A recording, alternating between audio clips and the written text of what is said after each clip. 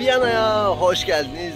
Bugün sizlerle beraber Viyana'ya turla gelenler için bir video yapacağız. Evet, Viyana'ya turla gelenler için. Neden? Çünkü turlar Viyana'ya geldiğinizde sizi Ring bölgesinde otobüste küçük bir dolaştıracak. Sonra şu an tam bulunduğum yere Schwedenplatz'a bırakıp ahanda Viyana, ahanda gezi rotası. Hadi bakalım 3 saatte dolaşın dolaşabildiğiniz kadar deyip sizi burada salacaklar. Birçok insan görüyorum şehir içinde. Elinde haritalar, koştur koştur bir oraya gidiyorlar, bir oraya gidiyorlar ve birçok yeri kaçırıyorlar. O yüzden Viyana'ya turla geldiğinizde tam burada bırakıldığınızda nasıl bir gezi rotası oluşturmanız gerekiyor, nerelere gitmeniz gerekiyor, bugün onlardan bahsedeceğiz. Dediğim gibi getirecekler sizi Schwedenplatz'a, buraya bırakacaklar. Öğle saati, daha doğrusu akşama doğru bırakıyorlar. Tavsiyemdir, hemen burada çok iyi dondurmacılar var Schwedenplatz'ta.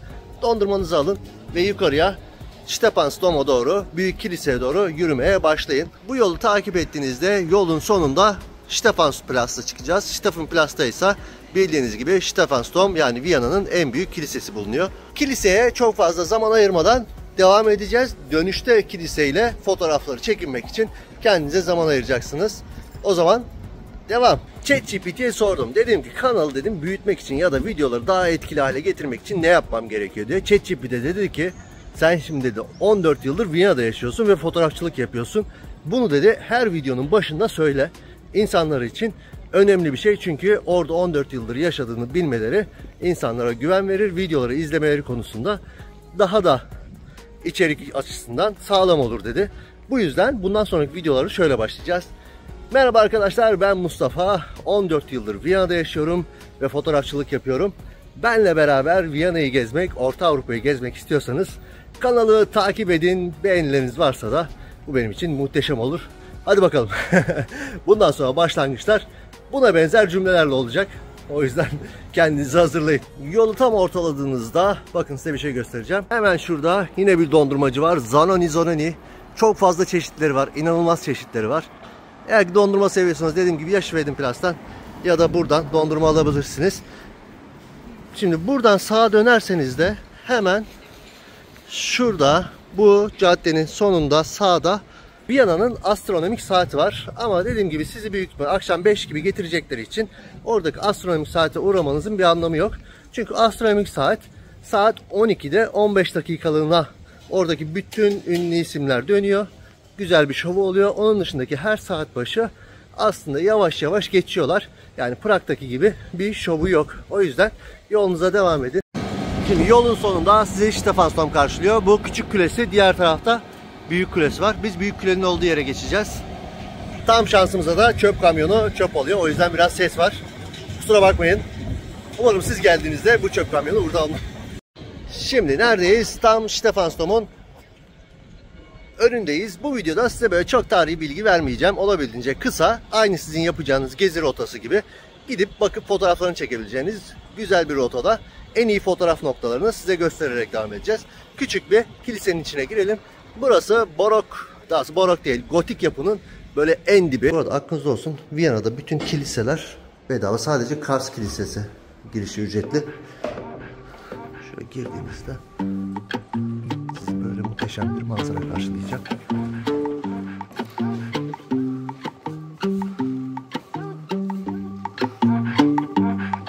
Tam buraya geldiğinizde telefonunuzun panorama fotoğrafını alın, panoramaya şöyle kaldırıp bir fotoğrafını çekin. Hatta siz de tam şurada durun, panoramayı öyle yapın, muhteşem fotoğraf oluyor. Sonra da bu güzelliği de görmeden gitmeyin, şu arkadakini. Sonra kilisede çok fazla zaman kaybetmeden dışarıya çıkıyoruz, rotamıza devam ediyoruz. Çünkü rota bittikten sonra bu kilisenin etrafına yeterince zaman ayıracağız zaten. Şimdi kiliseden çıktık, rotamıza devam ediyoruz. Kiliseden çıktığınızdan sonra hemen Graben'dan sağa döneceğiz. Ama küçük bir bilgilendirme. Şimdi Do & Co, şu Do & Co otele geldiğiniz zaman, burası da Türk Hava Yolları'nın catering'ini yapan Türk bir firmanın bu arada. Do & Co otelin tam karşısına geldiğinizde, burada durduğunuzda şöyle kiliseyle fotoğraf çekecekseniz ki tabi 16:9 şu formatta arkada tüm kiliseyi alarak muhteşem bir fotoğraf çekebilirsiniz. Yanınızda biri daha varsa sizden böyle 2 metre uzaklaştığında tüm kilise ve sizi tam bu noktada muhteşem bir fotoğraf çekebilir. Aklınızda olsun. Biz ise ne yapıyoruz? Yolumuza devam ediyoruz. Şimdi burası operaya gidiyor. Biz bu taraftan sağdan gideceğiz. Tam bir tur yapıp operanın oradan buradan gelip turu bitireceğiz. Graben'dan ilerliyoruz. Burası da şehrin en eski sokaklarından bir tanesi. Şimdi ise alışveriş merkezlerinden bir tanesi. Gördüğünüz gibi sağlı sollu markalar var. Şimdi birçoğunuz diyecek ki oha hiç kimse yok sokaklarda. Neden? Bugün pazar ve şu an saat 8:30. Pazar günü sabah böyle erken çıktığınızda sokaklar bomboş olacak arkadaşlar. Çünkü Avusturya'da özellikle Katolik bölgelerde pazar günleri kilise için, tabii ki artık genç nüfus bunu çok fazla kilise için değil de pazar günlerini aileleri ve kendileri için harcıyorlar. O yüzden sokaklar böyle bomboş oluyor. Sokak lezzetleri videosunu hatırlıyorsanız standımız burada.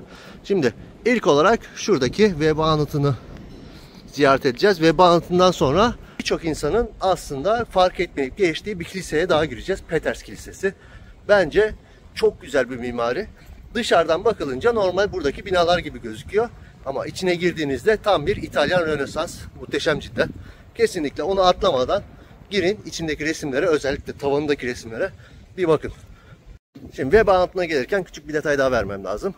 Tam karşınıza aldığınızda solunuza dönüyorsunuz. Nize adlı bir tasarım firması. Bakın solda ne var?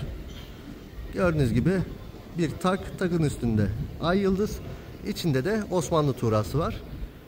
Söylentiye göre bu adamlar zamanında Osmanlı ordusu ve Osmanlı'nın üst elitleri için kıyafetler tasarlamışlar. Hatta söylentiye göre Atatürk'ün bazı kıyafetleri de, bazı elbiseleri de buradan çıkmış. O yüzden Osmanlı da bu arkadaşlara Osmanlı tuğrasını kullanma izni vermiş. Daha sonra bu nişanı kullanma izni vermiş. Burası veba anıtı arkadaşlar. Veba anıtında fotoğrafınızı çekmeyi unutmayın. Veba anıtıyla ilgili de en iyi fotoğraf noktası şuradan durduğunuzda veba anıtı tam şöyle arkanızda çıkıyor. Biz ise yolumuza devam ediyoruz. Veba anıtını geçtikten sonra ilk sağdan dönüyoruz. Ve karşınızda Peters Kilisesi sizi bekliyor olacak.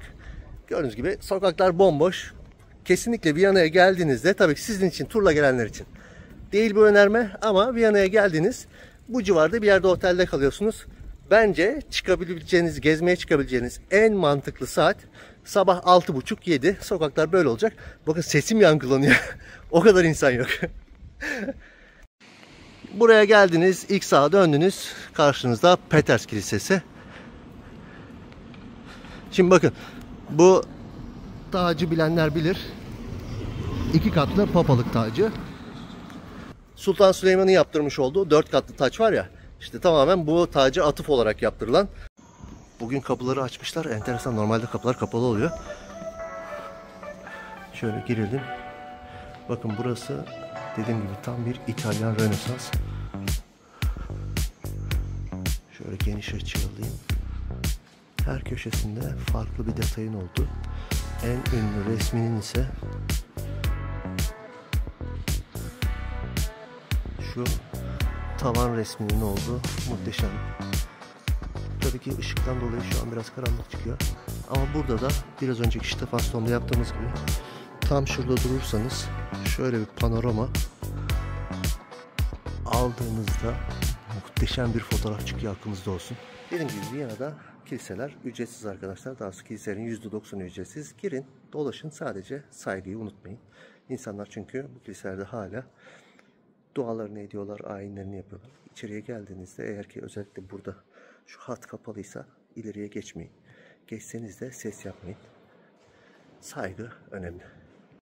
Şimdi kiliseden çıktık. Graben'da yolun sonuna geldik. Buraya geldiğinizde ya sola dönebilirsiniz ya sağa dönebilirsiniz. Şimdi bu noktada ben de kararsızım. Sağa dönersek Çerkezli ve 2. Viyana kuşatmasında şehri atan toplardan birinin bulunduğu bir bina var. Sola dönersek de göstereyim. Buradan sola dönersek de İmparatorluk Sarayı'nı göreceksiniz. Yani Hofburg'u. Şöyle. İster buradan soldan devam edebilir Hofburg'a. Hofburg'u gördükten sonra yeniden sağa dönüp belediye binasına gidebilirsiniz. İsterseniz de buradan Çerkezdayı'ya, Freyung, oradan da bu Türk askerlerinin atmış olduğu, topun olduğu binayı görebilirsiniz. Ben bugün sağa döneceğim. Size de öyle tavsiye ederim. Sağa dönüp belediye binasının oradan Volksgarden, sonra buradan yeniden Kars Plus'un oraya çıkabiliriz. Şurada da Cafe Demel var arkadaşlar. Hemen bu Kars, daha sonra İmparatorluk Sarayı'na gitmeden hemen sağda. Cafe Demel ile ilgili videoyu da zaten bilmiyorum, şuraya bir koyabiliyor muyum? Kanalı takip edenler biliyor. Biz sağa döndük şimdi. Bu ünlü markaların, Chanel'in, Dior'un, Louis Vuitton'un olduğu caddeden böyle gidiyoruz. Buradan geçerken cüzdanlarınıza dikkat edin. Kredi kartı baktığınız cüzdanınızda yok. Aşağıda bir yerde çın çın çın. Öttüğü zaman zaten 5.000 euro. Buraya geldiğinizde şöyle bir şey. Mesela eğer ki bu markalar indirim yaptıysa böyle buradaki sırayı görmeniz lazım. İnanılmaz. Diyorsunuz ki acaba bedava bir şey mi veriyorlar içeride? %10 indirim yapmış marka. 5.000 euroluk çanta 4.500 euroya düşmüş mesela. İnanılmaz bir sıra oluyor. Her neyse biz sağa döndük. Burada da Schwarze Kamel, çok ünlü bir kahveci burası. Geldiğinizde burası zenginlerin mekanı. Özellikle şu sağdaki bölge, sağdaki bir kafe var. Milyonerlerin gelip burada alışveriş yaptığı, ondan sonra da kahvelerini içti bir nokta. Şurada enteresan bir şey var. Şimdi şu ileride bir kafe var. O kafede yanda bakın masada sandalyeler karşılıklı birbirine bakıyor. Bu ileridekinde ise sandalyeler karşılıklı birbirine değil, yola bakıyor. Tam şey var ya bizde böyle BMW anahtarı masada, işte ondan sonra iPhone'lar masada. Onun anahtarı olmadan ya da BMW anahtarı olmadan, iPhone olmadan ama oturan adamın şurada ileride Lamborghini'si ya da Ferrari'si olduğunu bildiğiniz enteresan bir kafe burası. Şimdi Amhof'a geldik. Burada kışın festivaller, ondan sonra burada alanda festival bölgesi zaten burası. Konserler, birçok etkinlik bulabilirsiniz. Paskalya dönemi Paskalya pazarları oluyor. Kışın Noel pazarları oluyor. Şimdi bizi ilgilendirense şu karşıdaki Generalli binasının tam kapısında küçük bir gülle var. 2. Osmanlı kuşatmasında Viyana'ya atılmış güllelerden bir tanesi. Görülmesi gereken bir şey mi? Buraya kadar gelmişken görün. Bunlar da Viyana sokak lezzetlerinde bahsettiğim Viyana'nın en lezzetli şey olan Viyana suyunu içebileceğiniz şöyle sebiller. Kesinlikle Viyana'ya geldiğinizde suya para vermiyorsunuz. Çünkü Viyana'da su çeşmeden içilir arkadaşlar. Şimdi gidiyoruz. Oradaki gülleyi görüyoruz. Şimdi yine küçük bir bilgi. Bakın Viyana'da bu 4 bayrağı gördüğünüzde, altındaki tabelayı gördüğünüzde bu demek oluyor ki burada önemli bir şey var. Bunu kaçırmayın. Bu bayrakları gördüğünüzde şehirde dolaşırken herhangi bir yerde olabilir. Anlayın ki burada tarihi görülmesi gereken bir şey var. Küçük yolunuzu değiştirip tabelaya bakın. Nedir ne değildir zaten. O tabelasında anlatıyordur. Şimdi buraya geldiğinizde kapının üstünde bir tane gülle var. Hemen onu size gösteriyorum. Altına boyanmış. Altında kaplanmış daha doğrusu. Şu gülle 2. Osmanlı kuşatması zamanında Osmanlı askerlerinin şehre attığı güllelerden bir tanesi. Şurada altta zaten yazıyor Türkenkugel diye. Peki diyebilirsiniz ki bu güllenin burada ne işi var? Şimdi 1950'lere kadar Viyana'da sokak isimleri yok. Sokak isimleri olmadığı için mesela size biri adres sorduğunda adres tarif ederken şöyle tarif ediyorsunuz. İşte Altın Kartallı evi geçtikten sonra 3. ev ya da aynı buradaki gibi Türk güllesi olan evi geçtikten sonra 5. ev gibi anlatıyorsunuz. Her evin kendini betimleyen bir objesi var, bir heykeli, bir objesi ya da özel bir durumu var. O durumu, o objeyi anlatarak adres harfi veriyorsunuz. Bu da onlardan bir tanesi. Adamlar almışlar, o topu altın suyuna batırıp buraya asmışlar. Diyorsunuz ki evin nerede, nereye gidiyorsun? Türk güllesi olan evi geçtikten sonra 3. sokaktaki 5. ev. 1850'lerde artık demişler ki bu iş böyle olmaz. İyice şehir büyüdü. Her evin atıyorum benzer özellikleri var. O yüzden sokaklara isim vermemiz. 1850'lerde sokaklara isimler vererek bu adres karmaşasını da ortadan kaldırmışlar. Şimdi Amhof'u dolaştıktan sonra burada da güzel böyle bir heykel var gördüğünüz gibi. Şurası arkası itfaiye binası. Biz şuradan sağ yapacağız. Sağ yaptıktan sonra bizi tanıdık bir isim bekliyor olacak. Şimdi sağa dönüp ilerlediğinizde şu Anker. Bu arada Ankerler sabah kahvaltısı için kesinlikle tavsiye edebileceğim bir olasılık. Bakın Anker'in hemen üstünde şurada bir heykel var. Yukarıda elinde gördüğünüz gibi kılıcı, atı bir Osmanlı askeri. Bu Çerkez dayı. Çerkez dayı heykeline buradan geçerken bir selam verin. Kendisiyle ilgili çok fazla efsane var. Bu efsanelerden bazıları mesela aynı Ulubatlı Hasan gibi Sur'da gedik açılınca onca ok yemesine rağmen şehrin içine girebilen ve şehrin içinde ölen tek Osmanlı askeri. Diğer hikayelerden bir tanesi de mesela şehirde, daha doğrusu surlarda gedik açılıyor. Çerkez dayı bu gedikten içeriye atıyla beraber Allah Allah Allah Allah Allah giriyor ve şehir merkezine kadar gidiyor. Şehir merkezine kadar gidince de tabii arada onlarca insanla çatışa gidiyor. Şehir merkezine kadar gidince de kral ve Avusturya ordusu onun bu kahramanlığını ödüllendirmek istiyor. Yine aynı şekilde surdan içeriye girebilen tek Osmanlı askeri. Bu ödüllendirmek istiyor. Onu ve heykel, daha doğrusu atını ve bedenini mumyalaştırıp Viyana'da sergilendiği söyleniyor. Bu tamamen aslında bakıldığında Evliya Çelebi'nin bence bir çeviri hatası, Evliya Çelebi'nin notlarından bir çeviri hatası olabilir ya da Evliya Çelebi'nin abartması diyebiliriz. Çünkü Avusturya notlarında Çerkez dayı heykelinin, daha doğrusu vücudunun ve atının mumyalaştırıp sergilendiğine dair herhangi bir bilgi yok. Sadece Evliya Çelebi'nin notlarında bahsettiği kahramanca bir öyküden çıkarılmış bir sonuç diye düşünüyorum.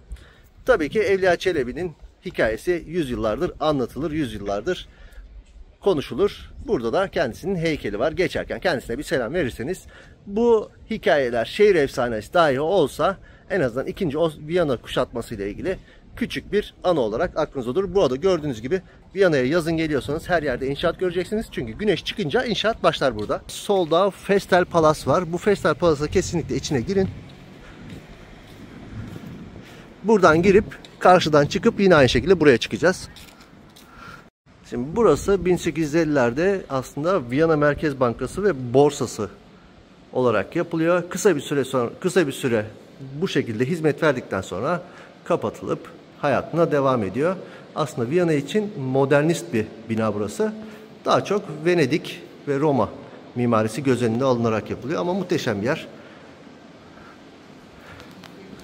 Geldiğinizde burada geçerseniz keyifli olur. Bir kahve içmek istiyorsanız da burada hemen solda güzel bir kahveci var. Oturup bir kahve içebilirsiniz. Aslında baktığınızda bizim kapalı çarşıya da benziyor biraz. Şurada sağlı sol antikacılar, çikolatacılar. Şurada da bir şarapçı var. Bu yoldan çıktığınızda ve sola döndüğünüzde aslında orada Viyana Central Cafe var. Ama tabii ki Central Cafe'yi bekleyecek kadar sizin zamanınız yok. Unutmayın. Central Cafe'de çok yoğun bir sıra oluyor. En az bir yarım saat sadece kafeye girebilmek için beklemeniz gerekiyor. Geldiğiniz zaman su sesini duyduğunuzda da burada çok güzel bir, gördüğünüz gibi, şedirvan var. Yine burada geldiğinizde tam buradan şöyle bir panorama yaparsanız bu binanın hepsini aynı fotoğrafta yakalayabilirsiniz. Siz de tam şurada durduğunuzda şöyle panoramayı yaptığınızda muhteşem bir kare çıkıyor buradan. Bu küçük önerileri kimse yapmaz, aklınızda olsun. Sizi hem gezdiriyorum hem de çok güzel fotoğraflar çekebileceğiniz kareler, çok güzel fotoğraflar çekebileceğiniz noktalar gösteriyorum. Şimdi bu palastan çıktığınızda hemen yolun sonunda şurada Cafe Central var.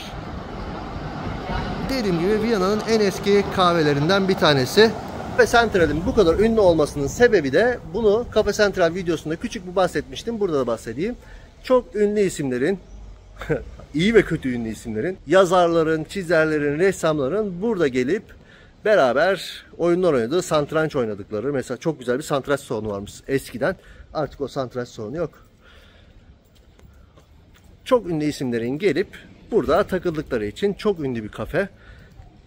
Geldiğinizde dediğim gibi bu video turla Viyana'ya gelenler için yapılan bir video. Turla Viyana'ya geldiğinizde bu kafeye girmeyi bence zorlamayın.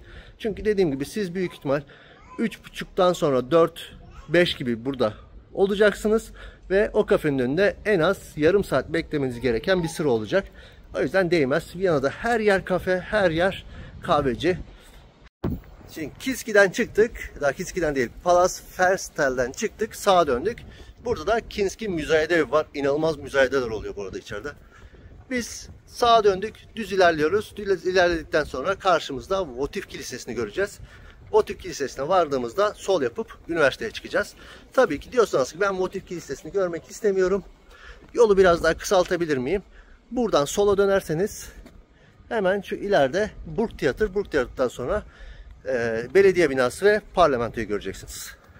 Yol takip ettiğinizde karşınızda bu güzellik sizi bekliyor olacak. Burası Votif Kilisesi. Bu kilise 1850'lerde aslında Kral Franz Joseph bir suikast girişimine uğruyor ve suikast girişimi başarısız oluyor. Bundan sonra arşidük olması lazım. Ferdinand diyor ki ya bu olay çok kötü bir olaydı. Biz Tanrı'ya bir bağışta bulunmamız lazım. Hadi gelin bir kilise yaptıralım diyor. Halktan ve zenginlerden para toplayıp bu kiliseyi yaptırmaya karar veriyorlar. Bu kilisenin yapımında şöyle çok güzel bir olay var. Aslında bir yarışma açıyorlar. Mimari yarışma. Bu yarışmayı kazanan Ferstel, bu aynı zamanda karşıdaki biraz önce içinden geçtiğimiz sarayı yaptıran adamdan, sarayı yapan mimardan. Projeyi kazanıyor, proje yarışmasını ve sarayı, daha sonra bu kiliseyi Fransız gotik stilinde yapıyor. Çok güzel bir kilise. İçinde Stephansdom ya da Peterskirch gibi çok fazla öyle resimler, süslemeler yok. Ama çok güzel, tam parkın içinde, çok güzel bir yerde. Güzel bir kilise. Burayı da geçtikten sonra aslında bir dakika. Buraya geçmeyin, bu arkamda gördüğünüz binayı görüyorsunuz. Şimdi buraya kadar yürüdünüz, biraz yoruldunuz, biraz da susadınız. Bu bina eski Viyana Bankası, daha Avusturya Bankası. Bu banka kapandı. Şimdi burayı Spar Marketler grubu aldı. Bugün pazar olduğu için ben içeriye giremiyorum. Çünkü kapalı. Pazar günü Viyana'da her yer kapalı olur. Ama geldiğinizde buradan içecek vesaire yiyeceğinizi buradan kesinlikle alabilirsiniz. İçerisinin mimarisi muhteşem. Hem aslında bir müze geziyor gibi bir market gezeceksiniz ve çok da fazla yiyecek içecek bulacaksınız. Alternatif bulacaksınız. Kesinlikle girin. Oradan içecek bir şeyler, yiyecek bir şeyler alın. Hatta börek, ayran bile bulabilirsiniz. Aklınızda olsun. Ve bence de aslında bulabileceğiniz en ucuz börek ayranlardan bir tanesi. Börek yanlış hatırlamıyorsam 1.30, ayran da 40 cent. Yani 1 euro 70 cent'e buradan börek ayran dahi alabilirsiniz. Votif Kilisesi'ni gezdikten sonra isterseniz yanına gidebilirsiniz. Ben yanına gitmeyeceğim. Buradan sola dönüp belediye binasına doğru gideceğim. Ama belediye binasından önce görmeniz gereken bir bina daha var. Viyana Üniversitesi. Bu köşeden böyle çok böyle güzel gözükmüyor ama şurayı döndüğümüz zaman ön girişinin ne kadar güzel olduğunu göreceksiniz. Yine bugün pazar olduğundan dolayı içine giremeyeceğim ama geldiğinizde merdivenlerden çıkın, içeriye, bahçesine bir girin. Bahçede kısa bir oturun. Kesinlikle. Bu yeni binası bu arada. Bu üniversitenin en eski binası, yaklaşık 700 yaşında, 670 küsur yaşında olsa gerek. İşte 700'e tamamlayın. Yaklaşık 700 yıllık bir üniversite. Şöyle muhteşem de bir mimarisi var. Dediğim gibi hafta içi geldiğinizde kapılar açık oluyor. Buradan çıkıp içeriye girip bahçesini bir görün diye tavsiye ederim. Üniversiteyi geçtiniz. Hemen 100 metre gelmeden arkada sizi Burg Tiyatro karşılayacak. Belediye binası diyeceğim. Şimdi her yaz olduğu gibi bu yazda film festivali başladı. Bu sene akıl etmişler. Çadırları iyi ki yapmışlar. Çok iyi olmuş. Çünkü bazen çok yağmur yağıyor.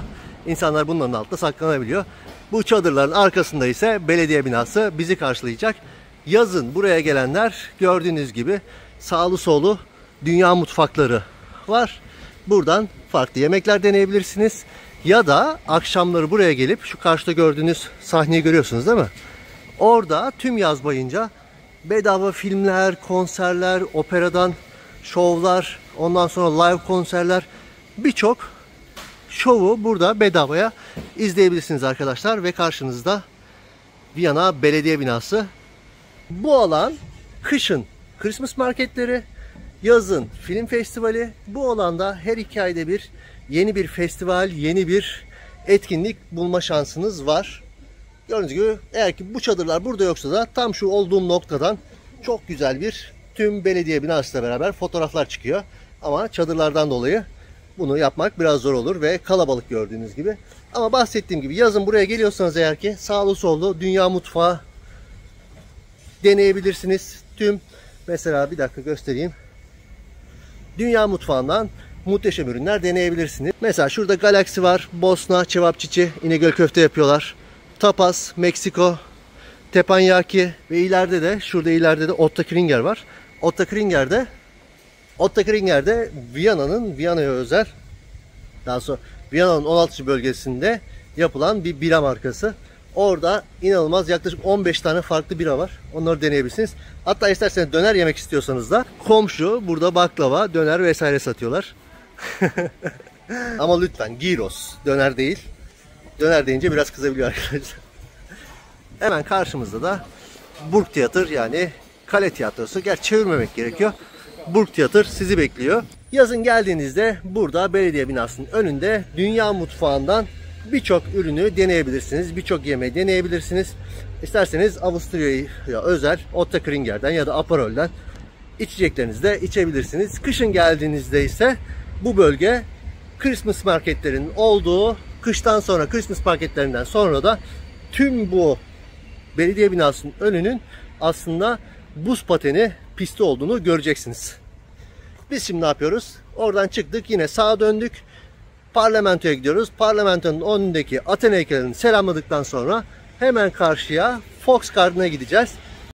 Şimdi belediye binasının oradan çıktık. Yaklaşık 1 saattir, 1,5 saattir yürüyorsunuz. Biraz önce gösterdiğim marketten içeceklerinizi aldınız, yiyeceklerinizi aldınız. Bunları yiyebileceğiniz çok güzel bir yer göstereceğim size. İlk önce Parlamento binasının önündeki Athena heykelini selamlayacağız. Athena'ya bir hop merhaba diyeceğiz. Çok güzel fotoğraf çekeceğiz orada. Ondan sonra karşısına geçip Fox Garden Halk Bahçesi. Bizdeki millet bahçelerinin 150 yıl önce yapılmış versiyonu. Çok güzel bir gül bahçesi burası. İçinde her renkten gülü bulabileceğiniz çok güzel bir bahçe. Aldığınız içeceklerinizi oradan o gül bahçesinin içine gidip oturup bir 15 dakika 20 dakika ara vermeniz sizler için iyi olacaktır. Çünkü dediğim gibi 1 saattir 1,5 saattir yürüyorsunuz. Bir 15 dakika 20 dakika ara sizi gezinin sonuna kadar idare edecektir.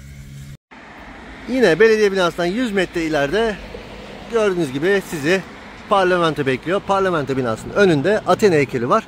Athena heykelinin tam önünde şurada siz merdivenlerin altında olacaksınız. Bir kişi de merdivenlerin üstünde Athena heykelinin orada çeşmenin oraya oturacak. Arkaya Athena ve sırasıyla Parlamento binasını aldığınızda muhteşem bir fotoğraf çıkıyor. Şimdi oraya kadar gitmeyeceğim çünkü buradan biz dönüp şu kapıdan içeriye gireceğiz.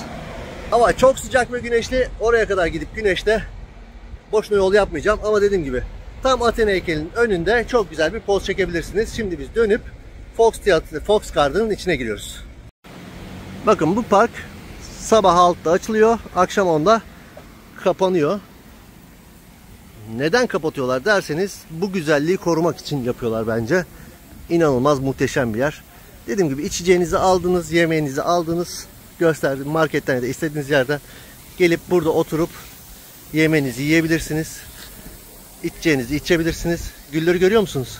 Her renkten gül var içeride. Şöyle bütün parkın etrafında her renkten gül var. Muhteşem kokuyor. Keşke videodan kokuyu size verebilsem. Yani bütün park inanılmaz kokuyor. Şurada kendinize gölgede bir yer bulup bir 15 dakika 20 dakika burada mola vermenizi kesinlikle tavsiye ederim. Mola bittikten sonra da hemen parktan çıktığınızda bizi ne karşılayacak? Hofburg Sarayı. O zaman ben de biraz mola vereyim. Moladan sonra devam edelim. Bu arada ben sabah sporsuz yapamam. Her sabah sporumu yapmam lazım diyorsanız ve Viyana'daysanız her sabah saat 7.30'dan 9.30-10'a kadar bu arkadaşlar, Asyalı arkadaşlar buraya gelip böyle sabah sporu yapıyorlar. Kendilerine katılıp onlarla beraber sabah sporunuzu yapabilirsiniz. Bazen o kadar kalabalık oluyorlar ki bu meydan, bu arkada gördüğünüz aynı Yunanistan'daki, Atina'daki Bergama değil neydi ya? Pantheon. Atina'da gördüğünüz Pantheon tapınağı gibi olan tapınağın etrafı komple bu arkadaşlardan oluyor. Onlara gelip katılıp onlarla beraber sabah sporunuzu yapabilirsiniz. Şurada bak karşıda aileyi görüyorsunuz değil mi? Çimenlere oturmuşlar. Siz de gelip burada çimenlere oturup keyifli vaktinizi geçirebilirsiniz. Şimdi Fox Garden'da oturduk. 15 dakika muhteşem bir yenilendik. Hemen çıkışa geldiğinizde İmparatorluk Sarayı, Hofburg Sarayı karşınızda sizi bekliyor. Gördüğünüz gibi hep burada bir sanatçı olur böyle. Ya parkın içinde olur ya burada olur. Onu dinleyip muhteşem Viyana'nın tadına çıkarabilirsiniz. Morgan. Şimdi bu kapıdan çıktığınızda şöyle 75-80 yaşlarında köpeği olan, siyah bir köpeği olan, ondan sonra da arkasında bir tane iki tane adamın dolaştığı birini görüyorsanız bilin ki Cumhurbaşkanı karşınızda. Evet, şaka yapmıyorum. Adam mesai bitiminde şurası hemen sol taraftaki yeşil bina Cumhurbaşkanlığı Sarayı. Onun karşısındaki sarı binada Başbakanlık Sarayı.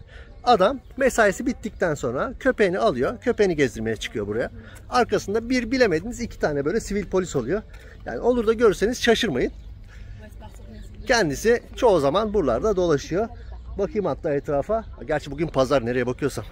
Şimdi İmparatorluk Sarayı'nın oraya geldik. İmparatorluk Sarayı'nda size göstermek istediğim iki tane önemli şey var. Bir tanesi öndeki heykel, bir tanesi de heykelin arkasındaki müze. Tabii bu heykel değil, onun önündeki heykel. Burası da aslında Kahramanlar Meydanı diye geçiyor. Kahramanlar Meydanı diye geçmesinin sebebi ise şurada ileride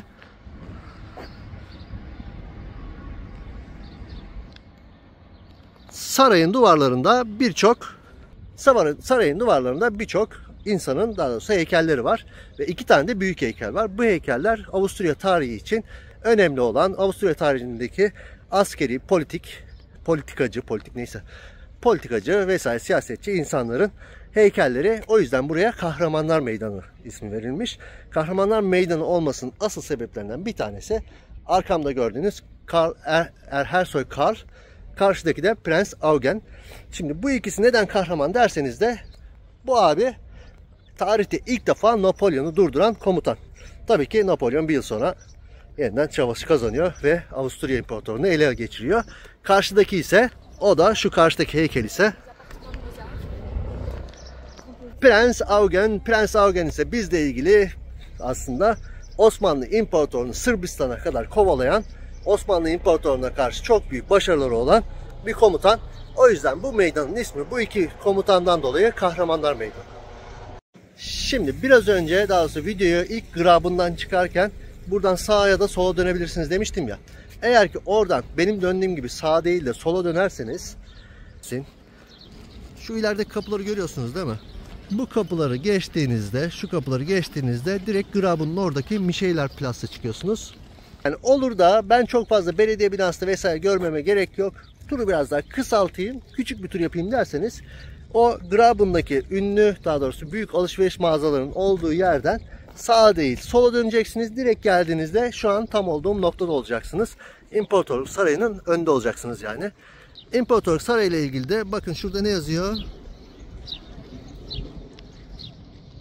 Efesus Müzeyum, yani Efes Müzesi. Bildiğiniz gibi Efes antik şehri İzmir'de ama müzesi burada arkadaşlar. Onun videosu da kanalda mevcut. Onu şimdi detaylı anlatmayacağım. Biz buradan sağa dönüyoruz. Şu kapıdan geçtiğimizde sağlı sollu iki tane bina var. Sizin turla geldiğiniz için çok fazla zamanınız olmayacak. Bence zaten Viyana'da şu an sizin 3 ya da 4 saatiniz var. Şu an buraya gelene kadar 1,5 saatini tamamladınız. Kaldı 1,5 ya da 2 saatiniz. Bu müzelere Viyana'ya gelen herkesin girmesi gerekiyor. Kesinlikle tavsiye ediyorum. Ama sizin zamanınız yok. Bence hiç bilet alıp yarım saatte dolaşırım gibi bir hayale kapılmayın.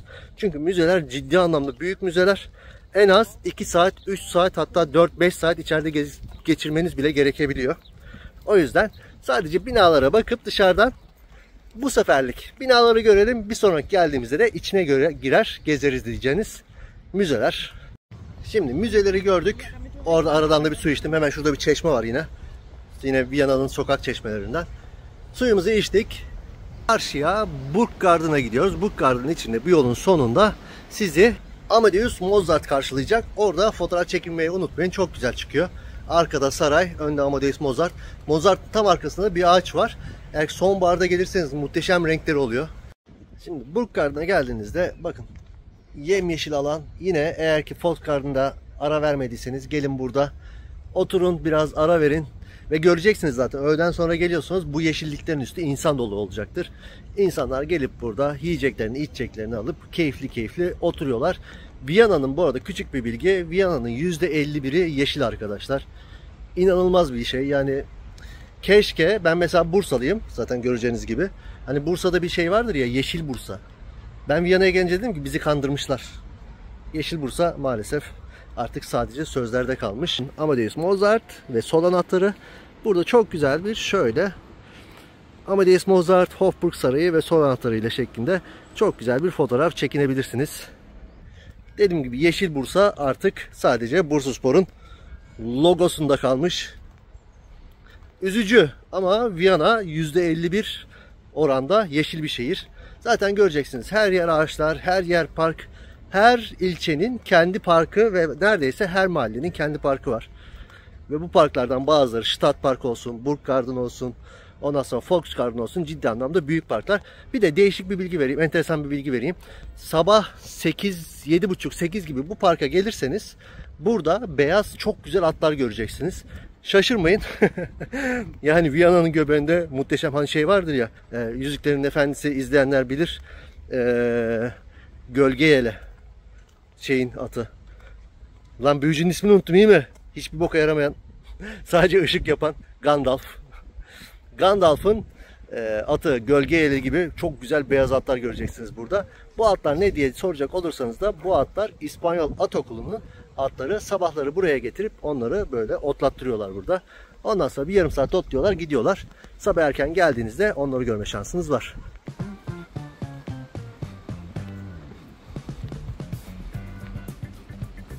Şu önde gördüğünüz atlı arkadaş da kendisi Francis ilk Avusturya kralı. Şimdi biz şu merdivenlere gidiyoruz. Merdivenlerde çok güzel bir poz göstereceğim size. İnanılmaz bir poz çıkıyor oradan. Bu arada şu an şehrin merkezindeyiz arkadaşlar. Hemen arkamda zaten Ringstraße var. Aslında Viyana'nın birinci otobanı. Bu kadar merkezde, bu kadar şehrin göbeğinde olmamıza rağmen şimdi ben susuyorum. Sessizliği ve sadece parkı dinleyin.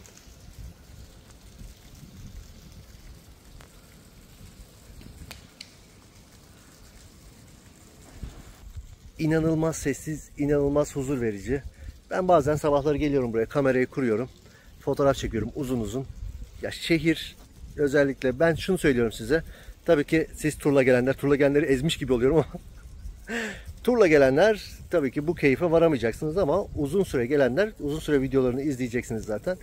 Gece çıkın, sokaklarda kaybolun. Özellikle 1. Viyana kısmında gece çıkın, sokaklarda kaybolun. İnanılmaz, herhangi bir güvenlik probleminiz kesinlikle yok ve bayılacaksınız şehre. Neyse, geldik burada tam şu merdivenleri ortaladığınızda sarayı şöyle geniş açıya alayım. Bakın yukarıdaki kartalı görüyor musunuz? Bu imparatorluk simgesi. Tam o kartalı böyle ortalayıp şurada poz vereceksiniz. Ellerinizi açtığınızda aynı kartal gibi muhteşem bir poz çıkıyor buradan. Schmetterlinghaus. Şimdi Avusturya şeyler var ya, Almancayı gömmek için videolar yapıyorlar ya, işte Krankenwagen ya da Schmetterling. Evet, kelebek aslında söylediğinizde güzel söylenebiliyor. Tamamen nasıl söylediğinizde Schmetterling diye diyebilirsiniz. Schmetterling diye diyebilirsiniz. Kelebek evi. Kelebek evini gördükten sonra sağa döneceğiz. Bu arada yazın buraya girmeyi kesinlikle tavsiye etmiyorum arkadaşlar. Çünkü kelebeklerin yaşayabilmesi için içeride tropikal iklimin olması gerekiyor. O tropikal iklim yazında girdiğinizle beraber, şu zaten güneşi görüyorsunuz. Çıktığınızda saunadan çıkmış gibi oluyorsunuz. Şöyle kelebekler uçuyor. Bilmiyorum görüyor musunuz içeride? Çok büyük kelebekler var. Güzel kelebekler var. Ama yazın buraya girmek gibi bir hata yapmayın. Burada ortada güzel bir tane restoran var. Buranın fiyatları bir tık pahalı. Aklınızda olsun. Şöyle parkı zaten görüyorsunuz. Bakın insanlar gelmeye başlamışlar bile. Orada ağacın gölgesinde hemen yaygılarını sermişler. Kahvaltı yapıyorlar. Öğlen geldiğinizde zaten burası böyle yığılı. İnsanların beraber oturup bir şeyler yedikleri, içtikleri bir an olacak. Bakın şurada da güneşleniyorlar. Yazın geldiğinizde özellikle böyle güneşlenen insanları çok fazla göreceksiniz. Çünkü Viyana çok fazla güneşli günü olmayan bir şehir olduğu için güneş çıkar çıkmaz insanlar yıllık olarak D vitaminlerini güneşten depolamak için parklara, bahçelere gelip güneşleniyorlar. Her memleket Türkiye gibi güneş konusunda zengin değil maalesef. Şimdi Burggarten'dan çıktık. Kapı hemen arkamızda. Yine Avusturya İmparatorluğu'nun sembolü olan çift başlı kartal karşımızda. Burada hemen solda şu merdivenleri göreceksiniz. Bu merdivenlerden yukarıya çıkacağız. Böylelikle Albertina Müzesi'nin balkonunda olacağız. Balkonda muhteşem bir, arkamızda bakın opera binası var. Balkonda muhteşem bir opera binası manzarası var. Kesinlikle burada fotoğraf çekmeden, daha sonra bu manzarayı görmeden hemen bu yoldan geçip gitmeyin. Merdivenleri çıkın, balkondan fotoğrafınızı çekin. Merdivenlerden çıktığınızda sizi böyle muhteşem bir manzara karşılayacak. Şurada her zaman yaptığım bir poz var, onu göstereceğim. Bu arada Viyana Sokak Lezzetleri videosunu izleyenler buradaki Cafe Demel'in Kaiserschmarrn'ın yaptığı standı hatırlayacaktır. Stand kalktı arkadaşlar. Ama yine aynı şekilde buradan Kaiserschmarrn alabiliyorsunuz. Hemen içeriye kafeye girdiğinizde kafede Kaiserschmarrn yapıyorlar ve Kaiserschmarrn to go al gidi de var hala.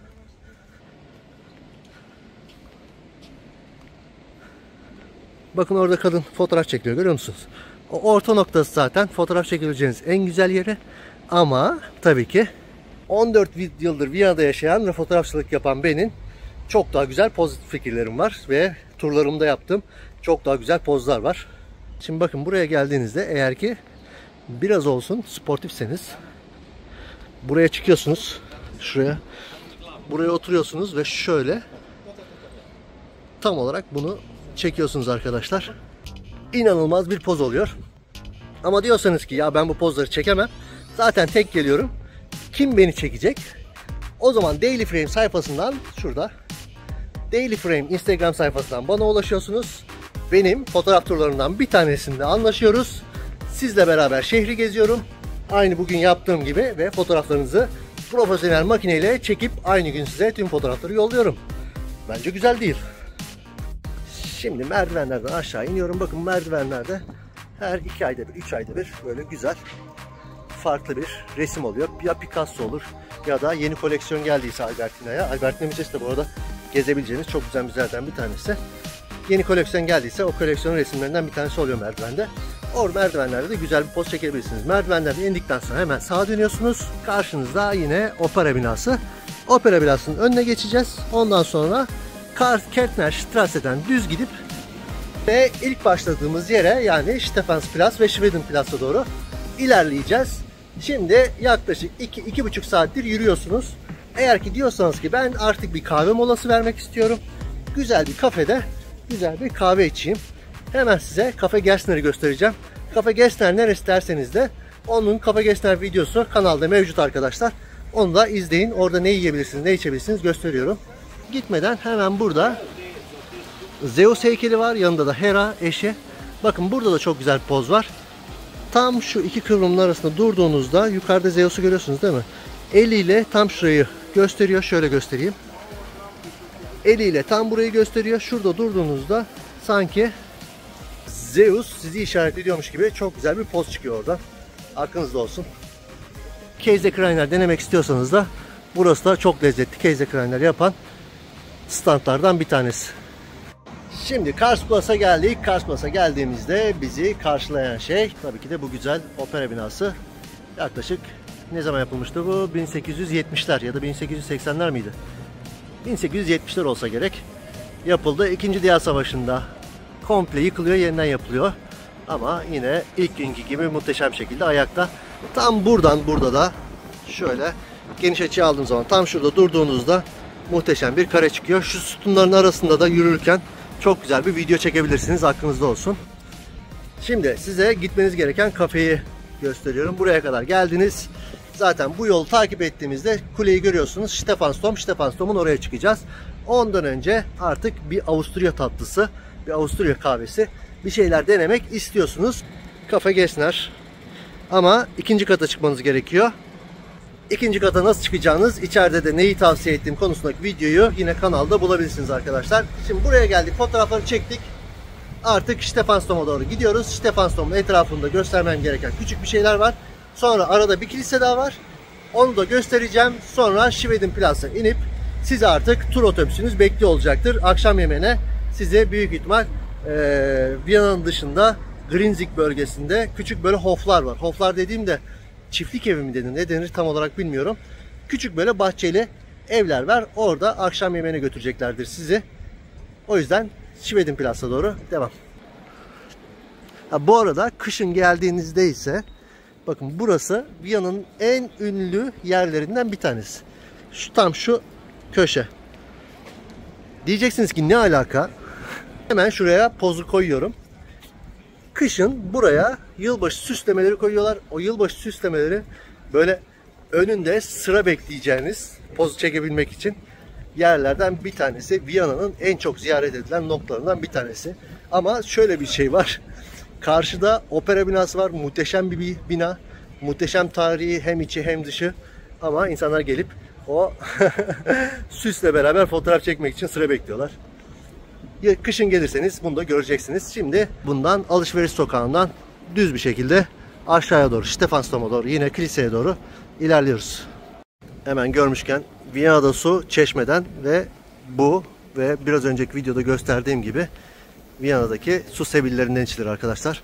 Unutmayın, Viyana'da su çeşmeden içilir. Viyana'da suya para vermeyin. Şimdi caddeden yürürken birçok hediyelik eşyacı göreceksiniz. Bu da onlardan bir tanesi. Hemen Swarovski'yi geçtiğinizde solda ya da tam Stefanson'un karşısında bir tane daha var. Bunlar zaten aynı firma arkadaşlar. Aklınızda olsun.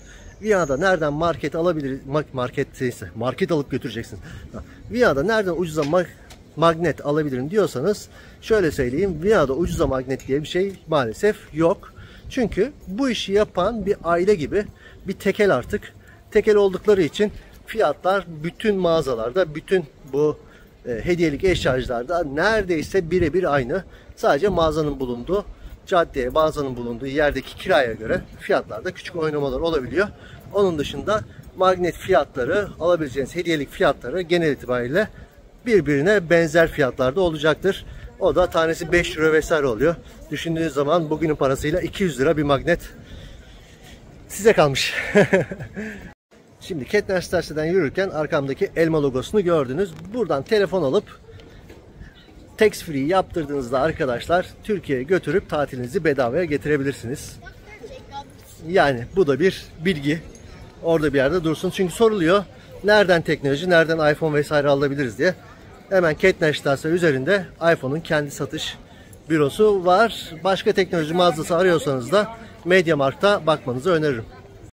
Şimdi Opera'dan dümdüz aşağıya geldiğinizde yeniden Stephansdom'un oraya çıkacaksınız. 8.40'da başladım. Şu an saat 10.40. Yani 2 saatte yürümüşüm. Ben normalde biraz hızlı yürürüm. O yüzden benim adımıma göre 2 saat sürüyorsa sizin adımlarınıza göre de 2,5-3 saati görecektir. Gösterdiğim kısa yollardan turu biraz daha kısaltabilirsiniz ya da uzatabilirsiniz. Biraz daha fazla ara verebilirsiniz. Kafelere girebilirsiniz vesaire. Ama buraya geldiğinizde eğer ki toplanma noktanıza inmek buradan 15 dakikanızı sürüyor. Buraya geldiğinizde hala zamanınız varsa ve hala bir yerleri gezmek için, Viyana'da bir yerleri keşfetmek için zamanınız varsa kilisenin etrafında döneceğiz. Orada size bir heykel göstereceğim. Şimdi Stefans Katedrali'nin hemen güney cephesine, yani arkasına geçtiğinizde sizi böyle bir heykel karşılayacak.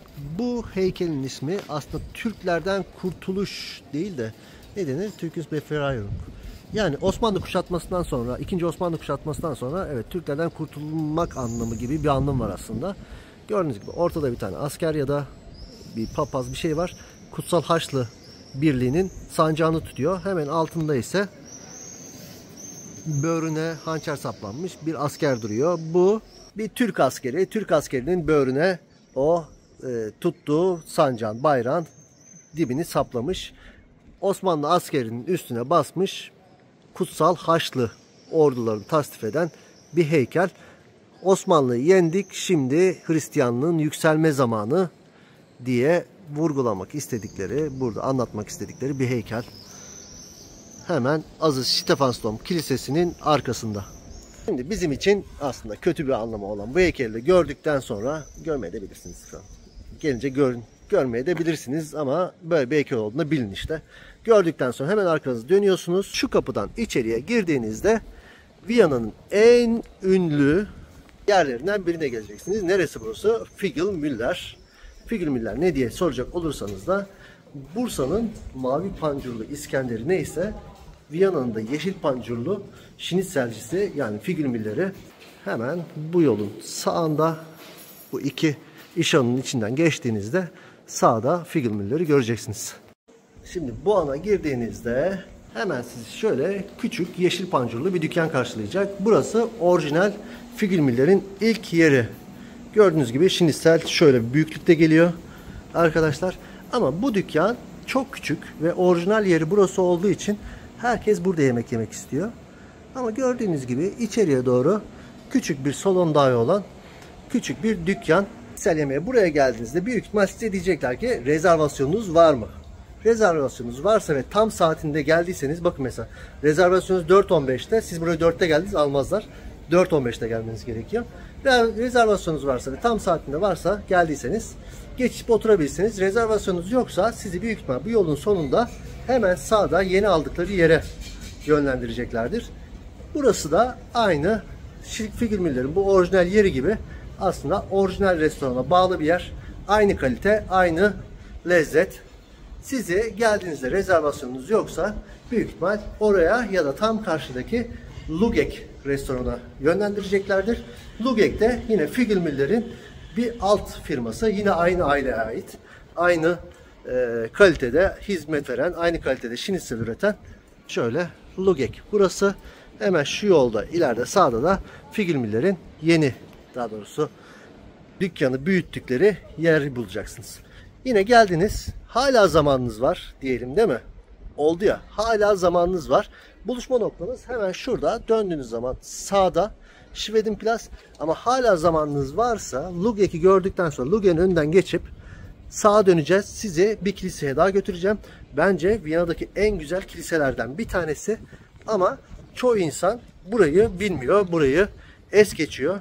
Ama iç dekoru gördüğünüzde neden böyle dediğimi anlayacaksınız. Bu yolun sonunda zaten görüyorsunuz. Kuleyi gördünüz. Kulenin altında zaten. O biraz önce size bahsettim. Bakın bayraklar burada, önemli bir şey var diyor. Oraya gideceğiz. O kiliseyi göreceğiz. O kiliseyi gördükten sonra da artık otobüsle, yani tur rehberlerinizle, turunuzla buluşma noktanıza doğru ilerleyeceğiz. Şimdi yolun sonuna geldiğinizde sizi böyle bir bina karşılayacak. Burası Cizvit Kilisesi diye geçiyor. Viyana Üniversitesi'nin yıllarca teoloji alanındaki eğitimlerini de burada yaptı. Daha sonra burayla beraber bağlantılı yaptığı olduğu söyleniyor. Bu kilise yaklaşık 400 yaşında ama 300 yıl önce 1700'lerde barok mimarisine uygun şekilde yeniden elden geçiriliyor. İçerisi inanılmaz güzel ama arada sokakta kalmasından sebebiyle birçok insan burayı bilmiyor. İçeride sanırım ayin var. O yüzden biraz sessiz konuşuyorum. Evet. Und zwar Berufung durch Jesus Christus. Was heißt das eigentlich? Da ist eines einmal, dass man aus dem bisherigen und dem Gewohnten heraus. İçeride ayin olduğu için çok fazla insanları rahatsız etmek istemedim. O yüzden sadece girişin küçük bir videosunu aldım. Kilise. Kesinlikle gelin, burayı da görün. Burayı gördükten sonra geldiğimiz yoldan hemen şuradan devam edip şu gördüğünüz küçük aradan sağ yapacağız. Dar sokaktan geçtikten sonra bu sarı binayı gördüğünüzde bakın yine kırmızı bayrakları görüyorsunuz. Diyor ki burada önemli şeyler var. Bakın. Buranın da bir hikayesi var ama bu da daha sonraki videolar için. Çünkü bu video sadece 3 saatliğine 4 saatliğine Viyana'ya gelenler için, dediğim gibi videonun başında da. Şimdi Han'dan çıktıktan sonra hemen yoldan sağa döneceğiz. Sonra bir sağ daha yapacağız. Sağ daha yaptıktan sonra Yunan Mahallesi, aslında Yunan Mahallesi değil de orada bir Yunan kilisesi var. O kilisenin bulunduğu bölgede aslında Rum Mahallesi diye geçiyor. Rum Mahallesi olmasının sebebi ise tabii ki de Osmanlı. Osmanlı İstanbul'u fethettikten sonra İstanbul'da hani bize hep anlatılır ya, işte İstanbul'u fethettikten sonra düşünürler ve işte birçok insan İstanbul'u terk edip Avrupa'daki şehirlere göç ettiler. Evet, o göç eden göçlerden bir kısmı da Viyana'ya gerçekleşti.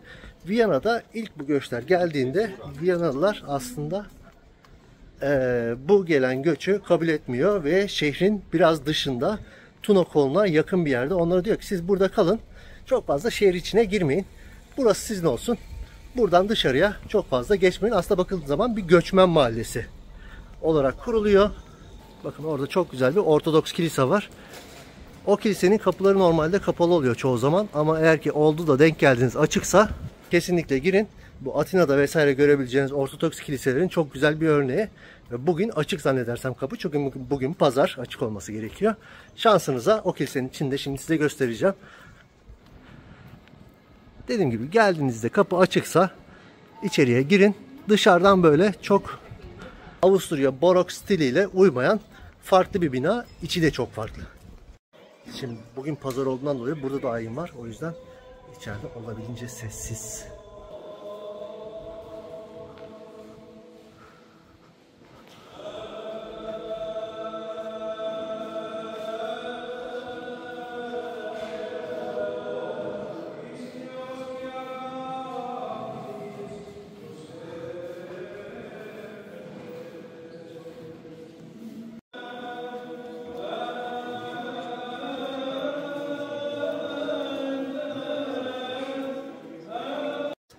Buraya girdiğinizde Avusturya'daki Katolik kiliselerden farklı olarak aslında ilk girdiğinizde sanki Ayasofya'nın ikinci katında dolaşıyormuş gibi. Bu sağlı sollu zaten freskleri gördüğünüzde Ortodoks Kilisesi vibe'ını, havasını alıyorsunuz. İçeriye girdiğinizde de İstanbul'da Kariye Kilisesi var ya, şu an camiye çevrildi sanırım. Oranın birebir aslında benzeri. Dediğim gibi burası aslında bir mülteci mahallesi, Rum mahallesi. Sonradan yavaşlar şehir buralara doğru da büyüyünce şehrin içinde kalmış. Şimdi bu dar sokaktan geçtiğimiz zaman artık Schwedenplatz'tayız. Yani ilk başladığımız ve otobüsün sizi bıraktığı, şimdi otobüsün sizi alıp büyük ihtimal ya otelinize ya da akşam yemeğinize götüreceği yere gelmiş bulunuyoruz. Şimdi buraya geçerken enteresan burada bir kafe var. Hemen şöyle solumda kalıyor. Pencere kafe. Burada ilginç bir kahve yapıyorlar. Şöyle isterseniz külahta kahve içebilirsiniz ama gördüğünüz gibi 12 euro. Tabii gidiyorsanız ki ya yeter Avrupa kahvesinden, şurada Türk kahvesinde 6,5 euroya içebilirsiniz arkadaşlar. Şimdi bu videonun sonuna geliyoruz. Bu videonun sonuna gelirken umarım keyif almışsınızdır. Viyana'ya geldiğinizde, turla geldiğinizde daha doğrusu size 3 ya da 4 saat bir Viyana'yı dolaşma fırsatı verecekler. İlk Ring'de, bu ilk çevre yolunda küçük bir tur yaptırıp, evet bakın arkadaşlar, soldaki Hofburg Sarayı, sağdaki binalar, müzeler, ondan sonra burası belediye binası, burası parlamento deyip küçük bir anlatacaklar. Sonra Schwedenplatz'a getirip sizi bırakacaklar ve 3 saat ya da 4 saat dolaşmanız için bir süre verecekler. Eğer ki bugün benim yaptığım rotayı yaparsanız tam böyle ucu ucuna 3-3,5 saatte burayı bitirmiş olursunuz. Ve Viyana'da görülmesi gereken birçok yeri görmüş olursunuz arkadaşlar. Ama diyorsanız ki ben ayaklarımın götürdüğü yere gitmek istiyorum. İlk olarak düz Stephansdom'a çıkın. Stephansdom'dan istediğiniz gibi 1. Viyana'da kaybolun, sokakları dolaşın. Ama benim gösterdiğim rotayı yaparsanız da dediğim gibi birçok yeri görmüş olacaksınız. Bu video Viyana'ya geldiğinizde en kısa şekilde Viyana'ya nasıl dolaşırsınız videosuydu. Bundan sonra bir günlük Viyana, 3 günlük Viyana ve bir haftalık Viyana olarak da bu turun daha genişletilmiş, Viyana'daki tüm eserleri görebileceğiniz, Viyana'dan hiçbir şey kaçırmadan dönebileceğiniz bir seri geliyor arkadaşlar. Ama yapmanız gereken tabii ki kanalı şuradan bir yerden takip etmek ve mümkünse bir beğeniniz de benim için çok iyi olur.